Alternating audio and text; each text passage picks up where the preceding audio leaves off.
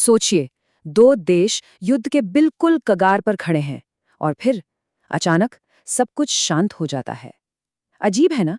हाल ही में हुए America Iran तनाव ने पूरी दुनिया को उलझन में डाल दिया था। लेकिन क्या हो अगर जो हमने देखा वो असली कहानी थी ही नहीं। आज हम एक ऐसे विश्लेषण को समझने की कोशिश करेंगे जो ये दावा करता है कि ये पूरा संघर्ष एक सोची समझी चाल थी। चलिए पर्दे के पीछे की कहानी को समझने की कोशिश करते हैं। इस विश्लेषण की शुरुआत ही कह सकते हैं एक धमाकेदार दावे से होती है। ये सिर्फ एक बयान नहीं है, ये एक चुनौती है। ये हमें एक ऐसी दुनिया में ले जाता है जहां शायद कुछ भी वैसा नहीं है जैसा दिखता है। ये हमें मजबूर करता है कि हम जो खबरें देख सुन रहे हैं उससे कहीं आगे देखें। देखिए, इस पूरे मामले में जो बात सबसे अजीब थी वो थी इसकी रफ्तार। एक पल में ऐसा लगा कि बस अब तीसरा विश्व युद्ध शुरू होने ही वाला है और अगले ही पल में शांति की बातें होने लगीं। ये बात किसी के समझ में नहीं आ रही थी। युद्ध ऐसे शुरू और ख़त्म नहीं होते।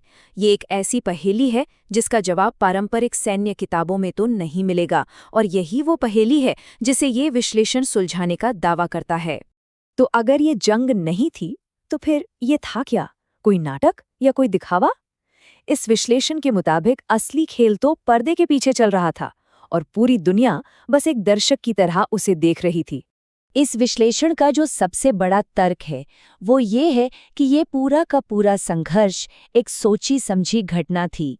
इसका मकसद कोई सैन्य जीत हासिल करना नहीं था, बल्कि दुनिया का ध्यान एक बहुत बड़े घरेलू घोटाले से हटाना था। अब जरा इस टाइमलाइन पर गौर कीजिए। क्या ये सब महज एक इत्तेफाक है? स्रोत का दावा है कि नहीं, बिल्कुल नहीं। पैटर्न साफ है। जैसे ही घर में राष्ट्रपति पर दबाव बढ़ता है, दुनिया के किसी कोने में एक नया संकट खड़ा हो जाता है। पहले वेनेजुएला, फिर ईरान। ये क्लासिक रणनीति है। जब आप पर सवाल उठ रहे हो तो बातचीत का मुद्दा ही बदल दो। तो इस विश्लेषण के मुताबिक ईरान का जो नेतृत्व था वो कह सकते हैं अपना होमवर्क करके बैठा था। उन्हें पता था कि अमेरिका की रणनीति क्या होगी, क्योंकि अमेरिका हमेशा एक ही प्लेबुक का इस्तेमाल करता है और इस प्लेबुक का नाम है शॉक डॉक्ट्रिन। इसका आइडिया ना बहुत सीधा साधा है।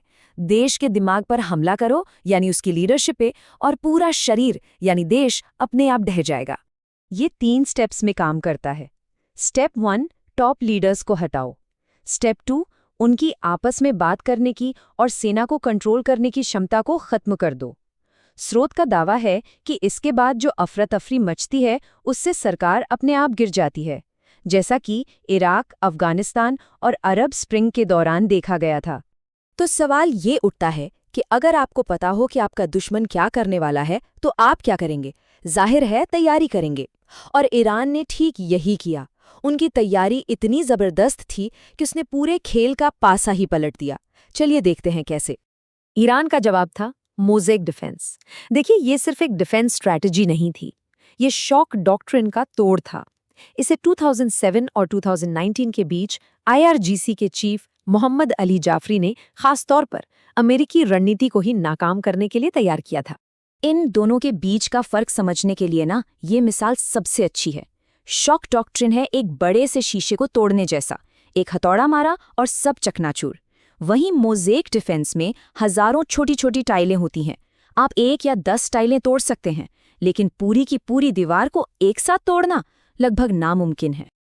तो ये जो मोज़ेक डिफेंस है, ये 4 मजबूत पिलर्स यानी स्तंभों पर खड़ा है, और हर पिलर को अमेरिकी शॉक डॉक्ट्रिन के एक खास हिस्से से निपटने के लिए ही डिजाइन किया गया था। आइए एक एक करके इन्हें समझते हैं। सबसे पहली और सबसे जरूरी बात, डिसेंट्रलाइजेशन, मतलब पावर को एक जगह मत रखो। जहां ज्यादातर देशों में कुछ ही कमांड सेंटर होते हैं, ईरान ने 31, जी हां 31 अलग अलग कमांड और कंट्रोल सेंटर बनाए, एक तेहरान में और बाकी 30 देश के अलग अलग सूबों में फैले हुए। मतलब कोई एक सेंट्रल टारगेट था ही नहीं। दूसरा पिलर तो और भी कमाल का है। इसमें एक छोटे रैंक के ऑफिसर को भी एक टॉप जनरल जितनी पावर दे दी गई, लेकिन एक शर्त पर, अगर उससे ऊपर की पूरी कमांड खत्म हो जाए। तो सोचिए, अगर आप टॉप लीडरशिप को खत्म कर भी दें तो नीचे से कोई और तुरंत उनकी जगह लेने के लिए तैयार है। तीसरा पिलर था बसिज। ये एक बहुत बड़ी पैरामिलिट्री फोर्स है जो समाज में, मतलब गलियों में, दुकानों में, हर जगह मौजूद है। स्रोत के मुताबिक इसका काम ये पक्का करना था कि बाहर से हमले के वक्त देश के अंदर कोई बगावत ना हो, जैसा कि अरब स्प्रिंग के दौरान कई देशों में देखा गया था। तो हुआ क्या? जब एक हथौड़े का सामना एक मोज़ैक से हुआ, इस विश्लेषण के हिसाब से नतीजा अमेरिका के लिए एक बहुत बड़ी रणनीतिक हार थी। ये टेबल देखिए, ये एक तरह का स्कोर कार्ड है। लीडरशिप को खत्म करने की कोशिश, विकेंद्रीकृत कमांड ने उसे फेल कर दिया। देश के अंदर विद्रोह भड़काने की कोशिश, बसीज ने उसे रोक दिया। समुद्र पर कंट्रोल, वो भी नामुमकिन हो गया। मतलब हर मोर्चे पर अमेरिका को एक दीवार का सामना करना पड़ा। लेकिन कहानी यहीं खत्म नहीं हुई। सबसे बड़ा झटका तो अभी बाकी था। ईरान ने सिर्फ अपना बचाव नहीं किया, बल्कि पलटवार भी किया, और उन्होंने उन जगहों पर हमला किया जिनके बारे में अमेरिका सोचता था कि वो बिल्कुल सीक्रेट हैं। स्रोत ये दावा करता है कि रूस और चीन से मिली खुफिया जानकारी की मदद से ईरान ने अमेरिका के गुप्त ठिकानों का पता लगा लिया। इन ठिकानों के सामने आने का मतलब क्या था? इसका मतलब था कि अमेरिका ने अरबों डॉलर लगाकर जो अपना खुफिया ढांचा इस इलाके में खड़ा किया था, वो एक झटके में बेकार हो गया। ये सिर्फ पैसे का नुकसान नहीं था, ये खुफिया जानकारी की एक बहुत बड़ी बढ़त का नुकसान था। तो आखिर में हुआ क्या? इस विश्लेषण के मुताबिक अमेरिका अपने किसी भी मकसद में कामयाब नहीं हो पाया।